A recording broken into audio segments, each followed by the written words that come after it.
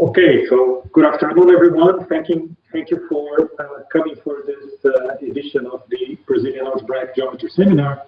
So today we'll do the first edition of the Young Brazilian Algebraic Geometry Seminar with two PhD students. First, we'll have Nuno Cardoso from the University of Miami, and then he'll give a short half-an-hour presentation, and then we'll have Aline Zanardini from the University of Pennsylvania coming afternoon. So it's a pleasure to introduce Nuno Cardoso from the University of Miami. He will talk about towards a new technique to compute the Orlov spectra. Nuno, please go ahead. Okay, thank you, Marcus, for the invitation. I'm really happy to be here talking among Brazilians about this topic. And I hope that it will be clear, even though I only have 30 minutes, it will be clear for everyone what I've been working on. So I will divide the talk in 4 parts. We'll start with some introduction with the basic definitions. Then we'll see some theorems and conjectures about our main topic. Then I will review the Abusaid generation criterion. And finally, I will discuss exactly what we are planning to do. Not everything is ready yet, but I've been working on that. And what is the goal of our research on this topic. The Orlov spectrum of a triangulated category will be a subset of the natural numbers, and it's a categorical invariant introduced by Orlov, motivated by the work of Bondal and Vandenberg and Rouquier. And there were some parallels between the Orlov spectrum and Hodge theory, variational geometry, but much is still unknown. And because I don't have a lot of time, I won't discuss any of these two today, even though I know some of you would like to hear more about it. But for example, with the variational geometry part, most of what we have is still in a conjectural setting, so there's no really deep theorem yet. But the conjectures are expected to be true. It's just like it hasn't been easy to figure that out. So let's start with, we'll work with T-linear triangulated category tau. And just as a reminder and to fix the notation, one category like this is additive. So we have a zero object. The homes are abelian groups, and we can take direct sums. We have an autoequivalence, which once you think in terms of complexes, it's just shifting the complex by 1. So that's why we have such a notation. And we have a distinguished class of triangles, which we'll call exact triangles. So these are just, you have 3 morphisms in such a way like that. That's what we require. And we impose certain axioms on these the exact triangles. So that's why they behave really well. And for example, one of them guarantee that whenever we have a morphism, we can between 2 objects in this category, we can fit this morphism into an exact triangle. And this object Z here that we get will be called the cone of U, and it's determined up to isomorphism. But this isomorphism, unfortunately, is not unique, but there are ways to, if you want to deal, let's say, with enhanced triangulated categories, that we can make these objects unique. You just need to impose more structures. But they do appear in practice. But in our case, it's very simple, and we don't need to impose that right now. So it won't be unique for us, the isomorphism. And once you have a triangulated category tau, we have several ways of generating objects from old ones. One of them, we can shift an object. You can think of this as shifting the complex by k. We can take finite sums. We can split an object. Namely, we start with an object that is a direct sum of these two objects, and we can get from it the two summands. And we can also take the cone of a morphism, like as before, have a morphism. We have this object that makes it fit into an exact triangle, and this object is unique up to isomorphism. So it's actually well defined in a sense. It's not canonical, but it's still unique up to isomorphism. And we will call an object G generator of the category tau if we can obtain the whole category from G using these operations above. Now we have this specific notation that will be very important for us. We'll denote by G, and we put these brackets here and index n. This is an n, it's not very clear.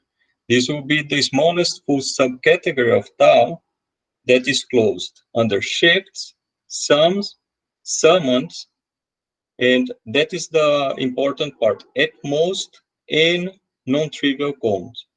So using these operations before, if we employ these three first operations here, we don't change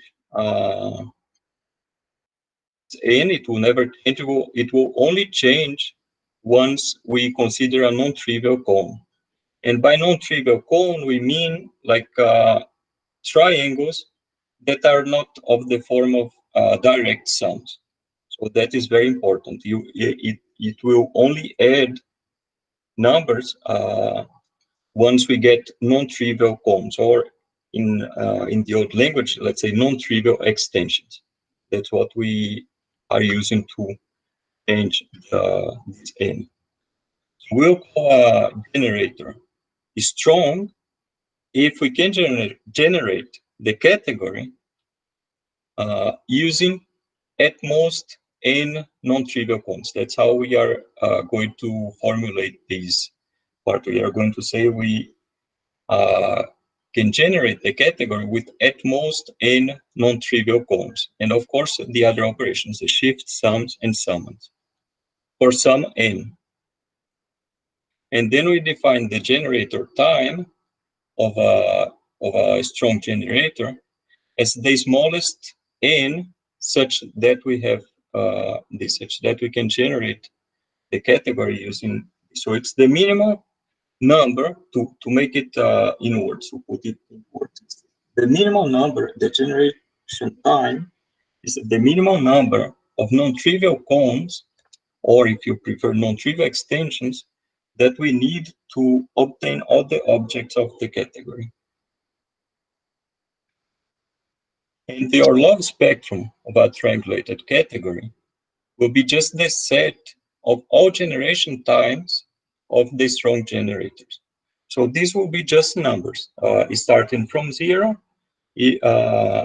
up to, it could be up to infinity, even though we didn't calculate anything like that yet in examples.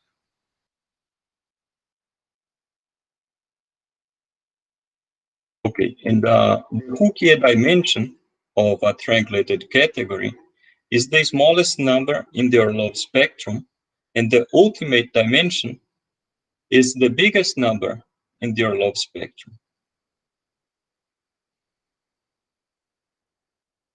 So here is one example. Once you consider the bounded derived category of P1 of the projective line, the Orlov spectrum of this, we denote it more simplified as the Orlov spectrum of P1, consists of the two numbers, 1 and 2. And here is an example of a generator with generation time 1, you just take the structure sheaf and sum with O1, and the generator of with the generation time 2, just take the structure sheaf and then a skyscraper sheaf at a point. And the point doesn't matter because of the homogeneity of P1. So this has generation time 2, and the way we do that is not complicated. We use just the old, well-known exact sequences involving like this stuff on P1. That's how we do these calculations.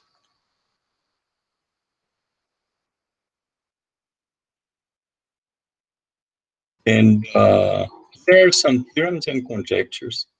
Let me just say a little bit more about the P1 example.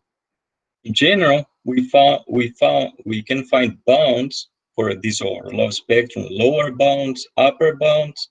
So we put it inside an interval, and then once we find explicit generators with these generation times, then we computed the Orlov spectrum. So that's how it works in practice. Because you may be wondering, no, how can you rule out the possibility of a generator with generation time 5? It's by that we compute some bounds. There are several ways to do that. We can use the algebraic information, like the algebraic functions, or we can use sometimes the Hochschild homology, cohomology. There are several ways to do that. And here, let's see some theorems relating these concepts to older ones. So it was proved by Rouquier that once you have a quasi-projective variety, the dimension of X is less or equal the Rouquier dimension of the bounded derived category of X. And if X is smooth and projective, then the Rouquier dimension is actually less or equal 2 times the dimension of X. Actually, this first bound is more important. This is not an optimal bound, and actually there are conjectures, as I'm going to mention later, that actually say that the dimension of X, the Rouquier dimension of the derived category, should coincide. So here, for example, once you have a smooth affine variety, Pn, a Grassmannian, or a smooth projective quadratic, we know that this is indeed the case. We have the Rouquier dimension is equal to the dimension of the variety X. And here is a term by Orlov and Rouquier. Rouquier did the affine part, and then Orlov later on did the projective part. This theorem says that whenever you have a smooth curve, the Rouquier dimension of the smooth curve is exactly 1. And based on this, and also some other evidence, Orlov conjectured that if X is smooth and quasi-projective, the Rouquier dimension is exactly the dimension of X. So you can see, once we consider this Rouquier dimension, we are probably not going to get anything different from just the dimension of X. So that's why exactly we need to consider the Orlov spectrum, because the fastest generation time is just maybe conjecturally, or it's true in several examples, as I just mentioned, it's just our old dimension of the variety. And here is a theorem also providing more evidence for this conjecture by Ballard and Favero. This conjecture is true for the pitch surfaces with Picard rank less or equal to 7 and Hitzig-Hooke surfaces. And here is the motivation. So based on this conjecture and also the theorem and previous examples I've just mentioned, we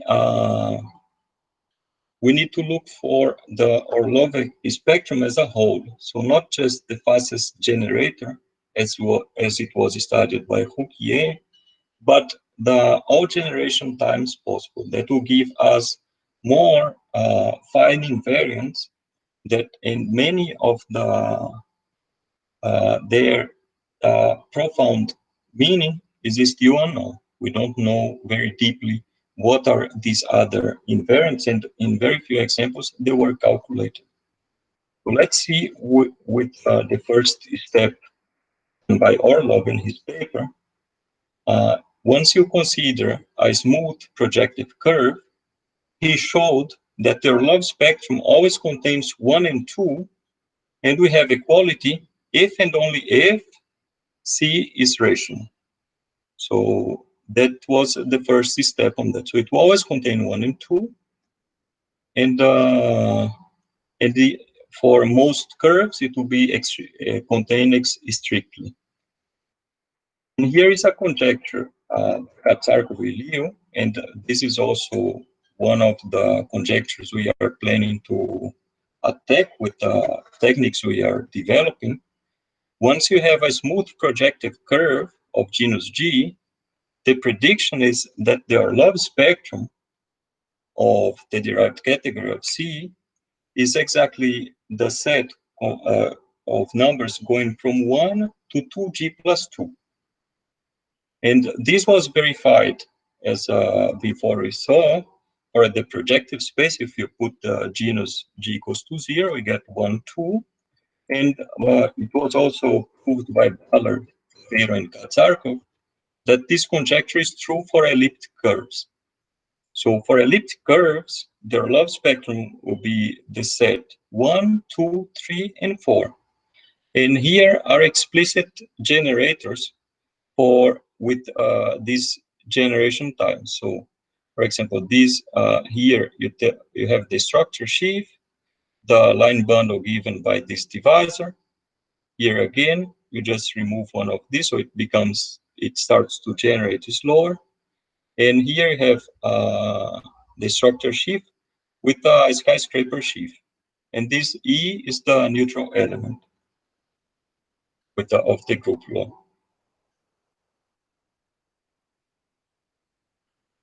And there is also a conjecture, Ballard, Favero, and Katzarkov, for those that love the projective space. The conjecture is that the Orlov spectrum of the whole projective space should start from N. This N, as I've just mentioned, would be the Rouquier dimension. And we know this is exactly the dimension of Pn. So it should start from here. And the conjecture is like it should stop at 2n. So the ultimate dimension would be 2 times the dimension of Pn. And here, what is known, we know that this inclusion is true. We can set up some hyperplanes in such a way that we can show explicit generators with these generation times. We also know that the Rouquier dimension, as I've said, is n.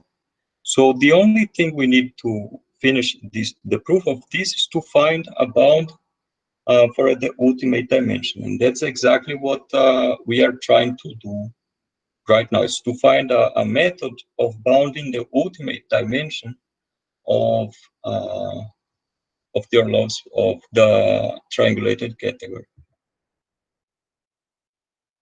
So here, one result also now involving the symplectic category. Consider by a sigma G, a Riemann surface of genus G, viewed as a symplectic manifold. For us, it won't matter which symplectic form we choose. I will mention soon.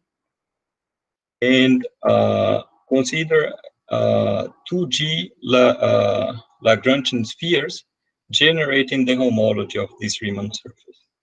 So I draw here. My drawings are not so good, but you get the idea. Like, it's just the generators of the homology, the usual ones.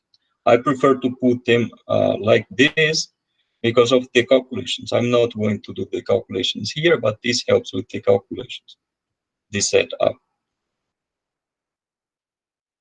So, and then as I've mentioned, we here why it doesn't matter to the choice of the symplectic form. We'll consider the derived Rouquier category of these Riemann surfaces. So that's why it won't. If we just consider the Rouquier category, it would matter, but we the distinct symplectic forms will give quasi-isomorphisms.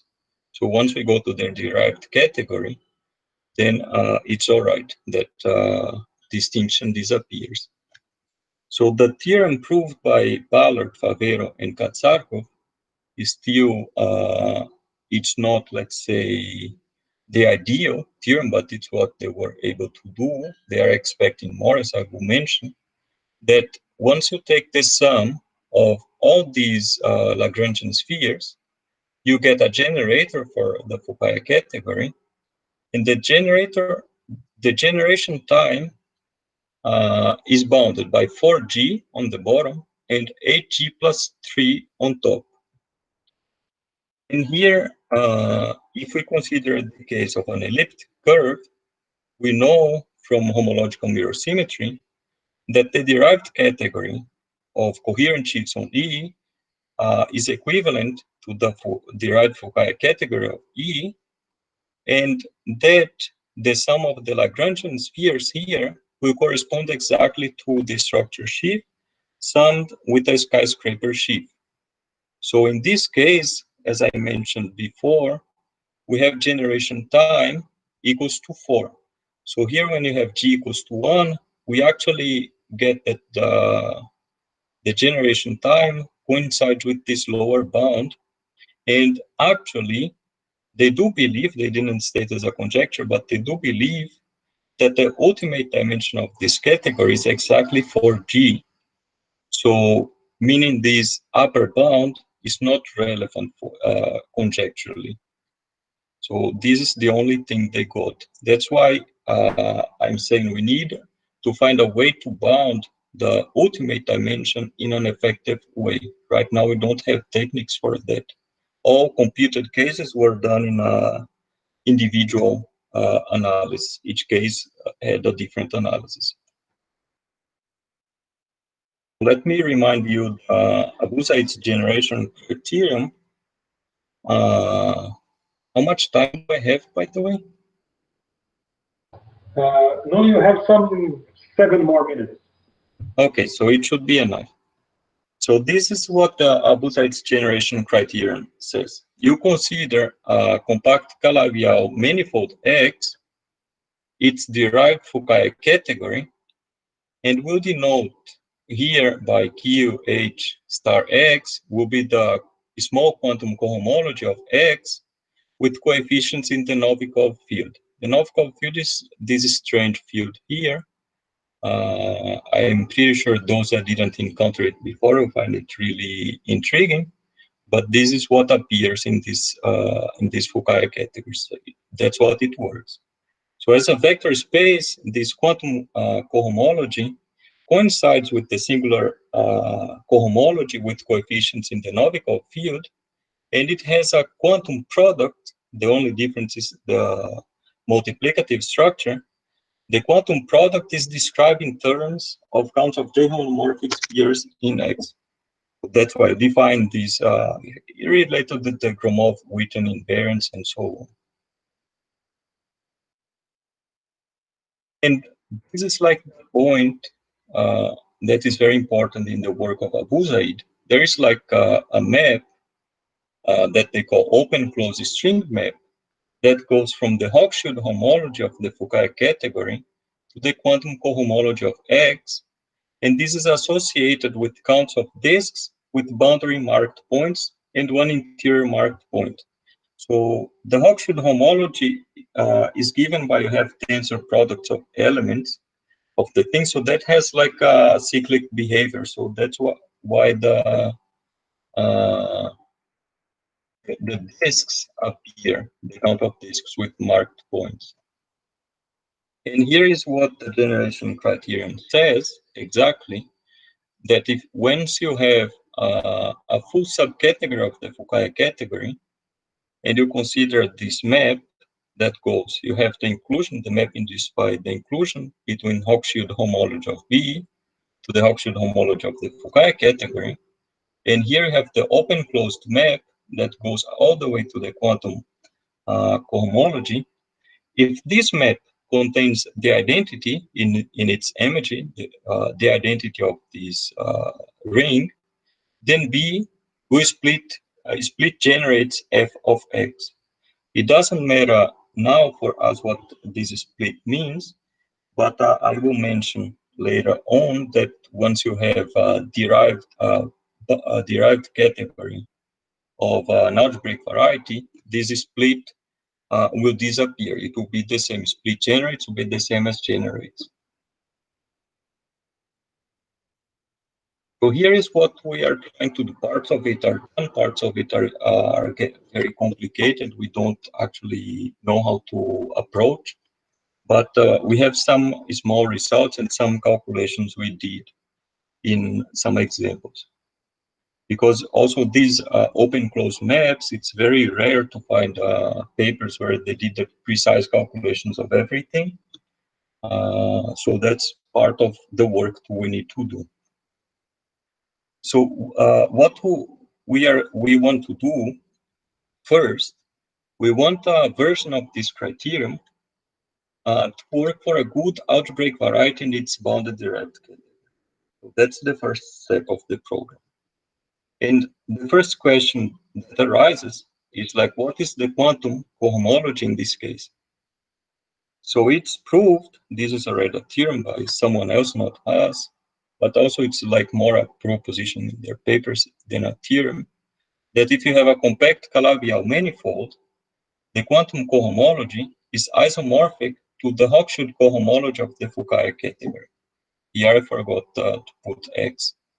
So the quantum cohomology will be the Hochschild cohomology of the category. So what we'll do in our case, we'll replace the quantum cohomology by the Hochschild cohomology of the derived, the bounded derived category of X. So that will be the first adjustment. So we have a map from Hochschild homology to Hochschild cohomology. So now comes the second step. What are these open-closed maps defined in such a way for a good triangulated category tau? And once we define these maps, as you can see, we can formulate the generation criteria in this setting. We would just need to prove it. So we need to define the maps and prove the generation criterion in this setting. So if, as I said before, once you have the bounded derived category, split generation will coincide because this bounded derived category has a so-called bounded T structure. So this is a fancy word just to means like the good truncations of the complexes, more or less like that. Everyone that studied perverse sheaves probably saw this appearing at some point. And finally, it seems also, right now this is the most complicated part for me to understand. We have some geometrical ideas, but we need to put that in mathematical language. It seems we can extract the information about the generation time from the open-closed maps. This is something Busai didn't do in his paper. He didn't take this direction. Or, if not a precise generation time, at least an upper bound, which would be enough because we have good methods to find lower bounds. As you saw in the examples, the lower bounds were very precise. They all matched what we expected. So the lower bounds are very good right now. We have enough methods for that. The upper bounds are tricky, but we expect to do this. So it would, I can tell you more or less what it would be. It would involve the Hochschild cohomology of some categories we can obtain. It's called a non-commutative localization. It's a little bit involved in the categories, like I won't claim I understand completely everything, but it will involve the Hochschild cohomology, and the bound will be given by the dimension of this Hochschild cohomology. And finally, we expect to apply all this at the end. Once this is all done, we believe it will be enough to prove, to compute the Orlov spectrum of curves, both for the bounded derived category of the curve or the Fukaya category of the Riemann surface.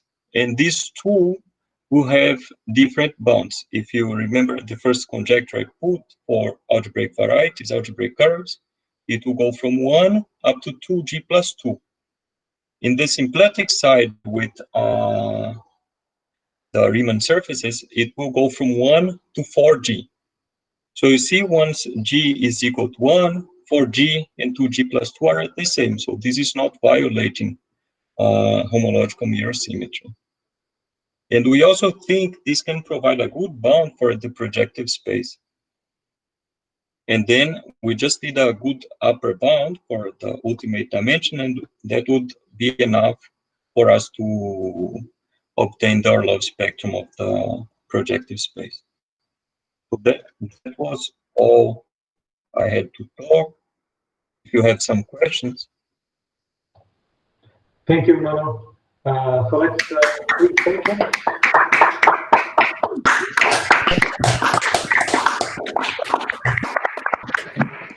Are there some questions?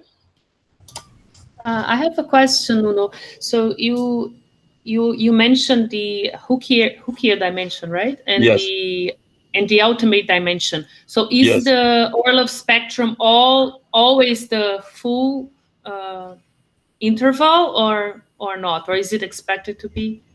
Actually, that's a very good question. It was one of the questions Orlov asked himself in the first paper. And actually, it's known that it's not. For example, in some examples, you compute once you consider the so-called derived categories of a singularity, this was defined by Orlov, you get gaps. And these, in the end of the day, translate to quivers, and you get gaps. So, for example, there's one thing that's 1, 3, and 5. And they believe, it's the part I didn't, I had to cut because it's only 30 minutes. These gaps are deeply related to birational geometry. Mm-hmm. So this is like the conjecture aspect. These gaps that will appear are like birational invariants. Thank you. More questions or comments? So, no, you mentioned the derived category of a variety, the Fukaya category, but are there results also for the Orlov spectrum for derived category of quivers? Yes. I just had to, I cut, since this was like a seminar, algebraic geometry seminar, there are several things done for quivers, and these quivers also relate to the singularity theory. There would be the derived category of the singularities, or the singular derived category, and they all related. So, for example, when you have the AN quiver, that would be the prototype of the AN singularity. It's the same because the categories will be derived equivalent. So, correspondence. Yes, it will correspond. So these in several cases were computed. So for example, the Orlov spectrum of the AN singularity was obtained, of the DN singularity was obtained. And one work I have with a collaborator is to do the trick for the EN case, which is more complicated. So that's why it's still open. Okay, so I think we have enough material and motivation for Nuno to come back next year, perhaps when he finishes his works and has more results to tell us. So let's thank Nuno again, please.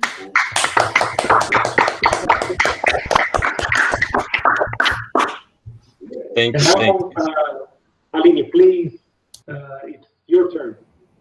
Hello. Hello. Can everyone hear me fine? Yes, we do. Yes, okay, great. Just give me a second. So when you put up your slide, I'll introduce you and you can start, please. Okay. So now you should be seeing my screen and my slides. Yes, we do. Okay. Maybe you can put them into, the whole screen. Yeah. Yep. That's excellent. Okay, everyone. So it's our second speaker of the day. It's a pleasure to meet and introduce Aline Zanardini from the University of Pennsylvania to tell us about the stability of Haufen pencils of dimension 2. Please, Aline, go ahead. Okay, great. Thank you for the introduction. And I also would like to thank the organizers for the opportunity to speak here today. Muito obrigada. So today I'm going to talk about the GIT stability of certain pencils of plane curves of degree 6, which are called Haufen pencils. And this work is part of my PhD thesis at the University of Pennsylvania. So the plan for my talk is the following. I need to first tell you what a Haufen pencil is. I need to tell you what do I mean by stability. And I also want to say a bit about what my motivation for this work is. And then in the second part, I will then show you some results that I have obtained, some proofs. And I also would like to try to explain how the log canonical threshold is going to appear. And then at last, if time permits, I'm going to say a few words about some future projects. Okay, so here's how I want to start. I want to start by looking at this picture here.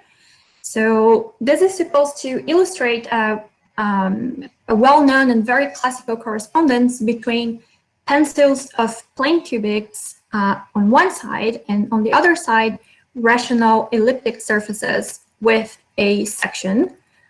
So on the left-hand side in the picture here, I have 2 plane cubics that intersect at 9 points. So these generate a pencil, and then on the right-hand side, it's my illustration of the corresponding elliptic surface. And the correspondence is just given by blowing up the P2 at the 9 points.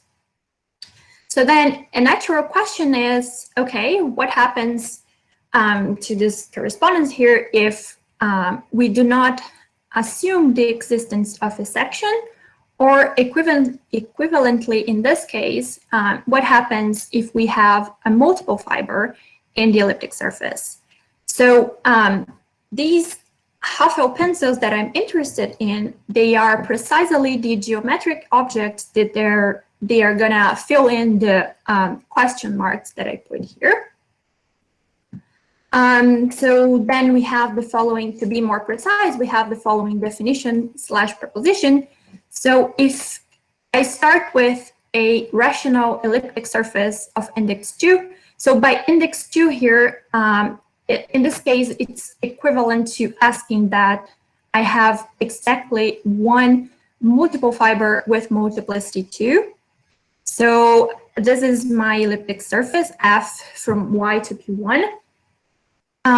So I start with this data, then there exists a birational map pi from my surface Y down to P2, so that if I compose F with pi inverse, I get a pencil of plane sestix, and that has exactly 9 base points with multiplicity 2.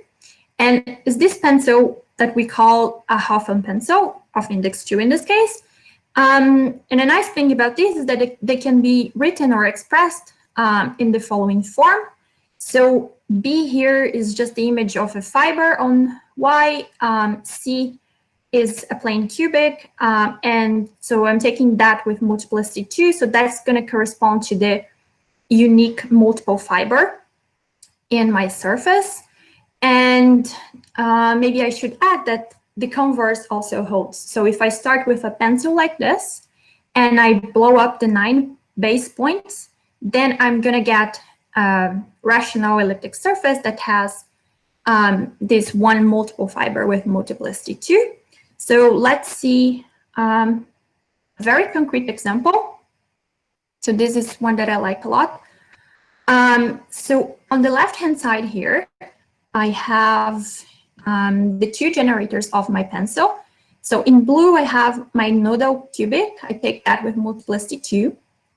And then I'm going to choose a point P on that cubic for which there exists a conic which is tangent to my cubic at just that point. So this is called a sextatic point. And then I'm going to take that conic with multiplicity 3. So I look at the pencil generated by these two sextants. So that's my half a pencil. And now what I'm going to do is to blow up P2 9 times at P. And what I get is the surface on the right. So I get a rational surface, right? It's rational to P2. It comes with a map down to P1. The generic fiber is a smooth genus 1 curve.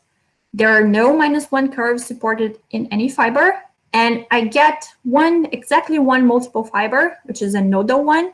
And that has multiplicity 2, and it corresponds to my multiple cubic. And I get one fiber of type 2 star in Kodairo's notation. So if you look at the dual graph of that, that's the extended thinking diagram E8. And my triple conic is going to correspond to this curve in purple here marked with a 3. So that component with multiplicity 3. Okay, so this is a very concrete example of the objects that I'm going to be talking about. So we know what a half a pencil is. So what I want to do next is to tell you what do I mean by stability and what my motivation is. So my motivation, it comes from a paper by Miranda, where he describes the stability of pencils of plane cubics under the action of SO3, and he describes it in terms of the types of singular fibers appearing in the corresponding rational elliptic surface wave section.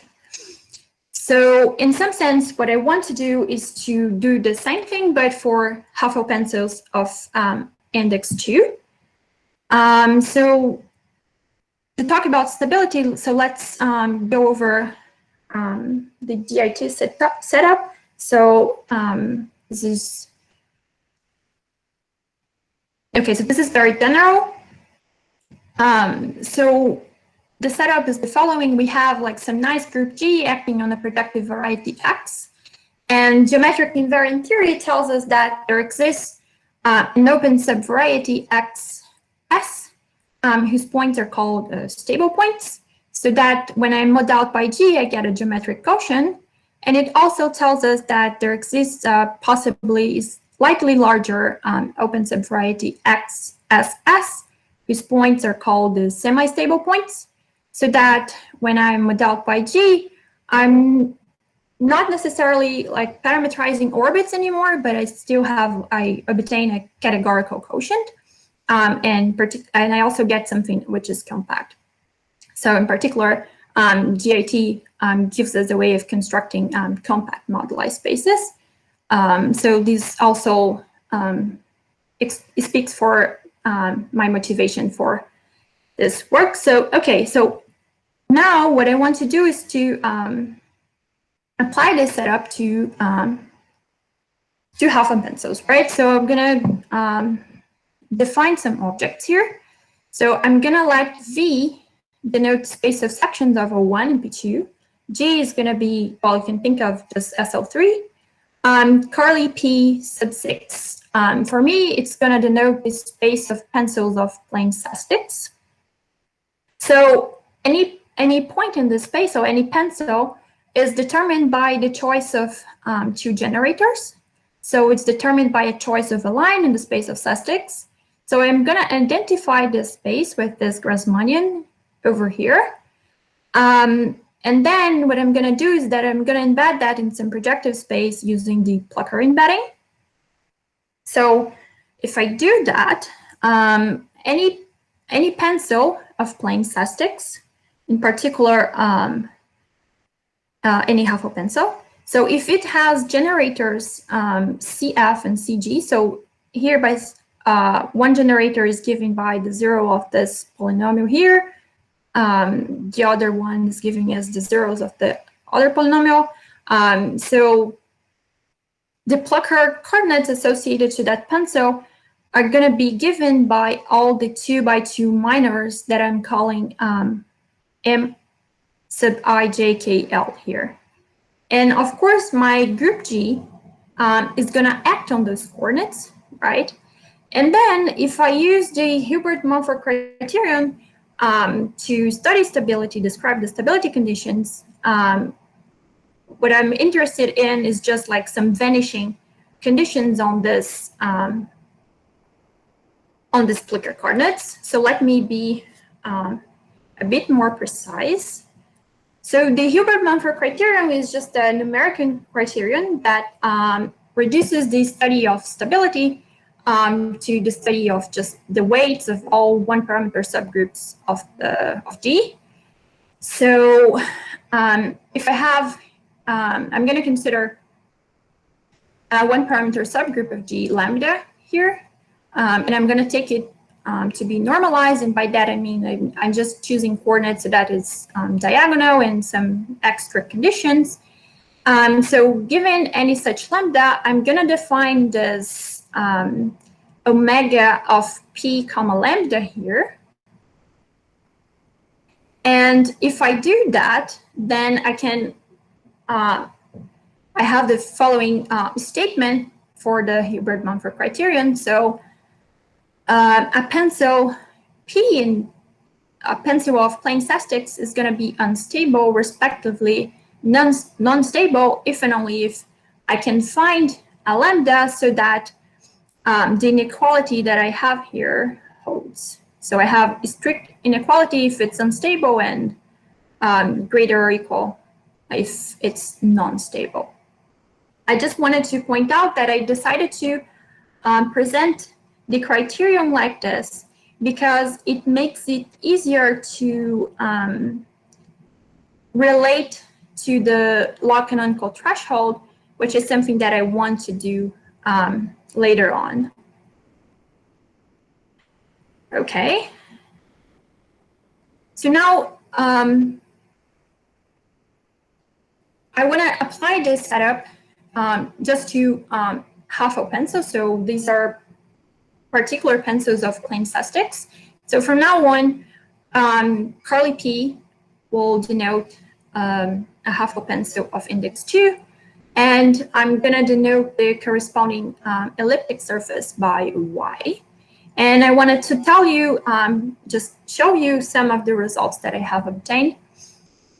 So I have proved the following two theorems. Theorem 1, I can show that if P is non-stable, then the corresponding surface Y, it contains a non-reduced fiber.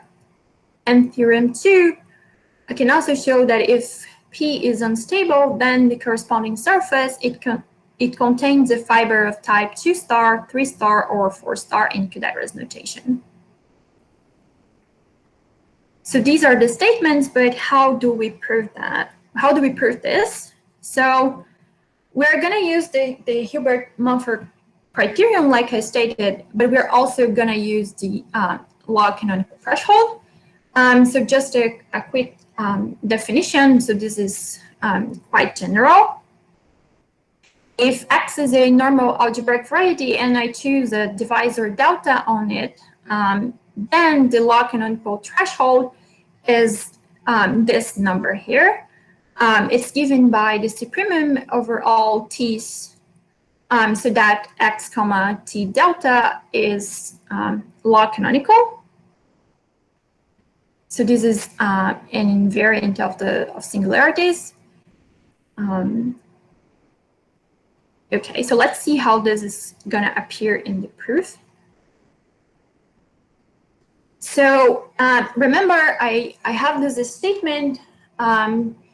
So if I assume my Huffle pencil, it's either non-stable or unstable, then I can say something about the fibers appearing in Y.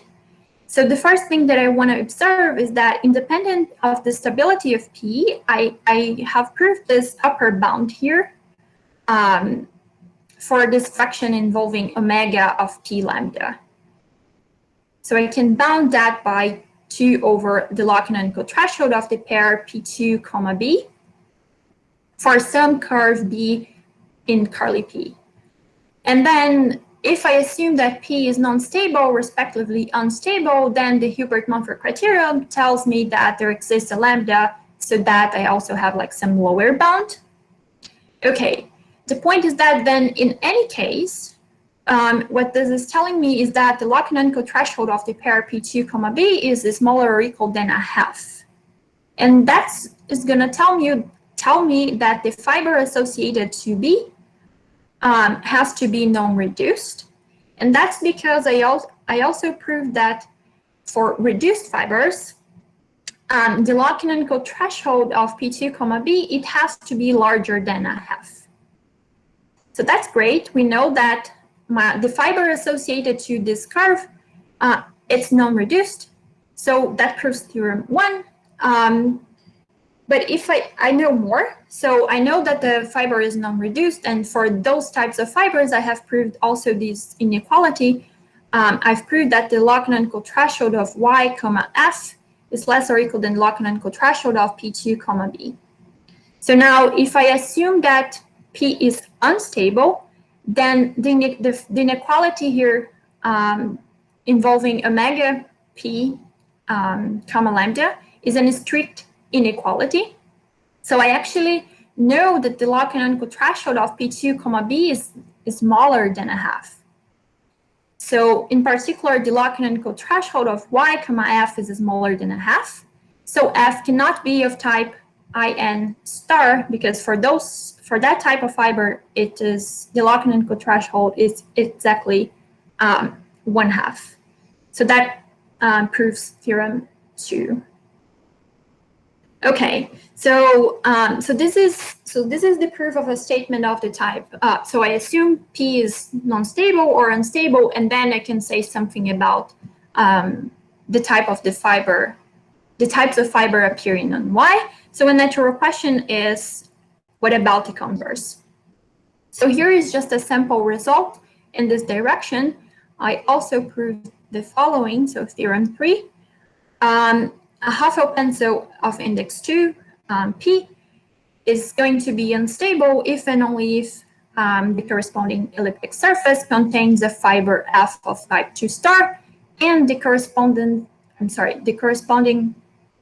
curve B is itself unstable. So G SL3, it's also acting in the space of Sesticks, and I can also consider the stability of the generators of P. So that's what's appearing here. And the way that I proved this was by obtaining a precise and complete characterization of what are the possibilities for B when my fiber is of type 2 star. So in the beginning, I gave you an example of a half-open cell. And that particular example, the elliptic surface had a fiber of type 2 star. And the corresponding curve was a triple conic. But we also have other possibilities, and we're going to see an example. So another possibility for B when F is of type 2 star is that it can consist of 2 triple lines. So here's the example we're going to consider. So if we take C to be a smooth cubic, and we choose a flex point on it, P1, we're going to consider the corresponding inflection line, that's L1. And now I'm going to take another line through that flex point. I'm going to call that L2, and I'm going to choose it so that it's tangent to C at another point, say P2. And moreover, I'm going to take those 2 lines with multiplicity 3. So that's going to be my B. And for the other generator, I'm just going to take the cubic that I started with multiplicity 2. So that gives the half a pencil of index 2. If I by blowing up the 9 base points, I get a surface with a fiber of type 2 star. And for that, we need to blow up P1 6 times and P2 3 times.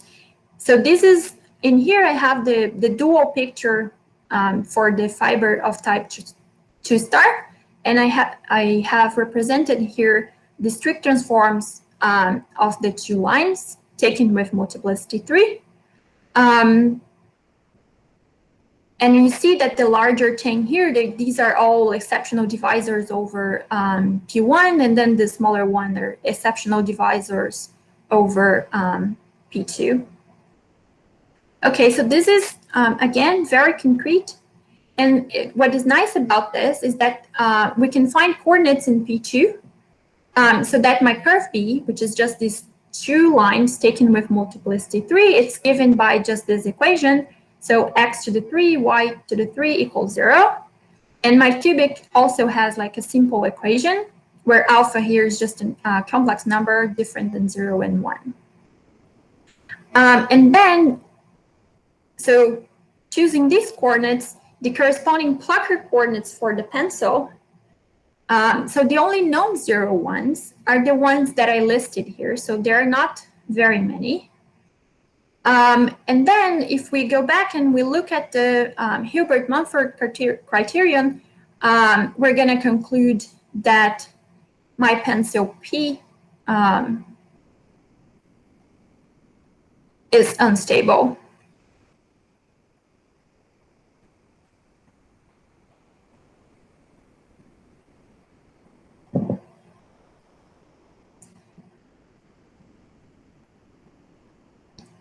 Okay, so how much time do I have? You have another 8 minutes, I think. Oh, okay, that's great. So maybe I went too fast. So now I just want to say a few words about some future projects and some things that I've been thinking about. So I'm really interested in the moduli space for this rational elliptic surfaces with a multiple fiber. And ultimately, I would like to compare the compactification coming from GIT to the compactification coming from the minimal model program. So this is something I would like to do in the future. Also a natural question, and I have like some results already. So what about higher index, right? So I mentioned this word index. So I can talk about half a pencils of index M. So these are going to be pencils of curves of degree 3M, still with 9 base points, but now with multiplicity M. And still there's a correspondence with rational elliptic surfaces, but now they have a multiple fiber with multiplicity M. So what can I say about the stability for higher index? Another thing that I'm interested in is, so if I look at, so these rational elliptic surfaces with one multiple fiber of multiplicity 2, so the fibration is given by, so keeping my notation, the fibration is given by minus 2ky. So if I take a smooth member there and I look at that double cover branched over that, I'm going to get a smooth K3 that carries a non-symplectic involution and whose fixed locus is precisely that curve, smooth curve of genus 1. So I would like to explore this this correspondence, and it's a one-to-one correspondence. So any such K3 arises this way. So I would like to say something more about this K3 surfaces. And another topic is just stability of pencils of plane curves in general. So because I can state the Hilbert-Mumford criterion in such a way that it's somewhat easy to relate to the log canonical threshold, I actually can say things that are quite general for pencils of plane curves of any degree, and I have some partial results in that direction as well. And then I just wanted to point to some references. So there's the work of Rouquier, which unfortunately is in Russian, but it has a lot about Hafo pencils. And then the work of Miranda that I mentioned. And then there's my own work on explicit constructions of Hafo pencils. So I have obtained like lots and lots of examples, which are very explicit, like this one that I showed to you with the 2 triple lines. And for some types of fibers, I have constructed all possible examples. And I'm hoping to have the last one here about what I've talked today about the stability of pencils and of plane curves and the moduli of rational elliptic surfaces. I'm hoping to have this sometime in September on arXiv as well.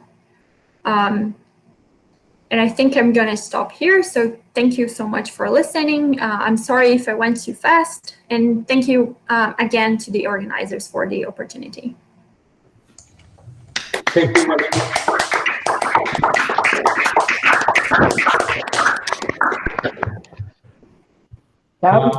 Are there any questions? Yes, I have a question.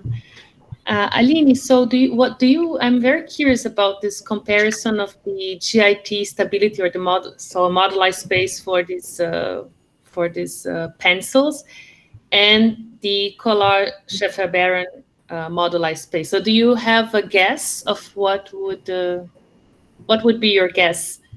Okay, so I don't have a guess. So this is just like a rough idea based on work of other people that have studied, like they have constructed the KSB compactification in the case we have a section. So then we thought, okay, so what happens if we do not have a section?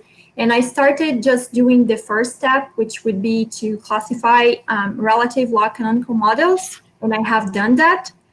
But then we need some other machinery involving space of stable maps, maybe, or things like that. So this is more like for the future. Yeah, but would you expect that you have an MMP going from one to the other, that they are related by? Yeah, they should be related to some kind of birational map or something like that. Yeah. And just very basic question. So when you say the index of the elliptic surface, you mean the multiplicity of the maximum multiplicity of a fiber, or is it the minimum M for which you have an M section? So the later. Okay. The point is that for rational elliptic surfaces, then it agrees with the multiplicity of the unique multiple fiber. But it's a very special situation, and I just didn't want to go over the definitions. But yes. Okay, thank you. More comments? Yes, I have an observation, maybe only, is that when you talked about stability of pencils of plane curves, I remember that there was someone who did stability of foliations of the plane, which is sort of related, because for every pencil you have an associated foliation, but not for every foliation you have a pencil. And maybe it's something that you might want to check, because they might be related somehow. And the name that comes to mind actually came up with, when I just talked to Carolina a few days ago. It's Claudia Alcantara in Mexico. So she did some work on stability of foliations you might want to check on. Okay, thank you so much for the suggestion. Yes. More questions or comments? So there is one detail that I didn't get, which is, are the Haufen pencils open or closed in the P6 of all pencils? Okay, that's a very great question. I don't know the answer yet. I was hoping no one would ask that. So it should be closed. Yeah. But okay, so I'm sorry to spoil. no, it's fine. Yeah. Yeah, and the other curiosity that I had is that you had many examples explicitly of this correspondence between the pencils and the elliptic vibrations, right? The elliptic surfaces. Is this somehow computational? If you give the polynomials of the Haufen pencil, can you somehow write down the equation of the elliptic vibration?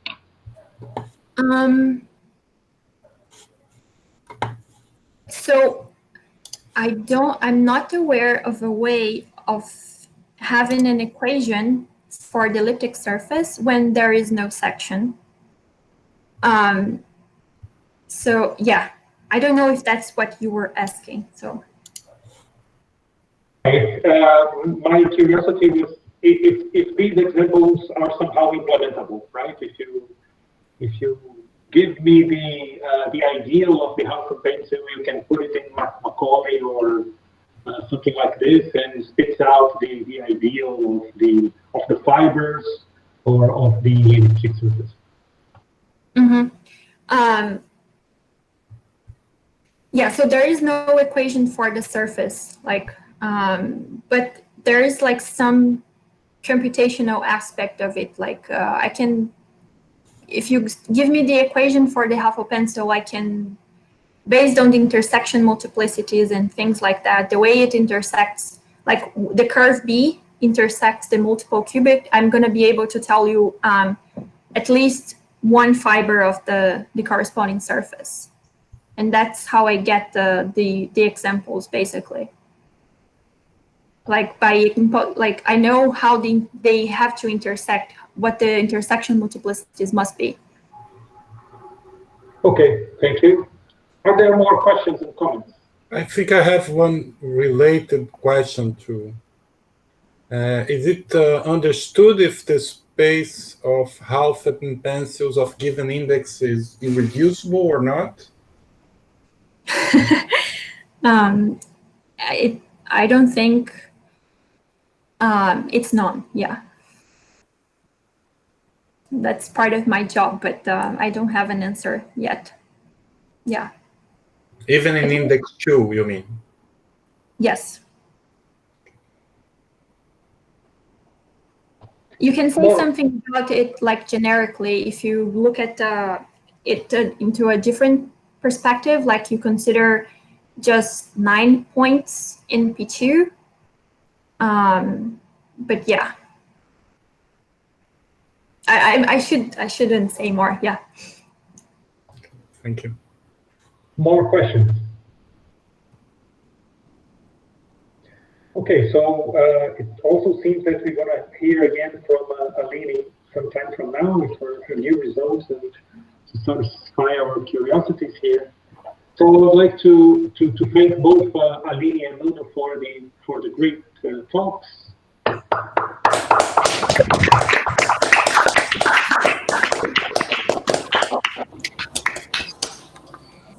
And say we are very proud of these two young mathematicians, and we hope to see them in Brazil at some point. Thank you. Obrigado. So thanks everyone, and we'll have another edition of the Bragg next Wednesday. Thank you. Bye-bye.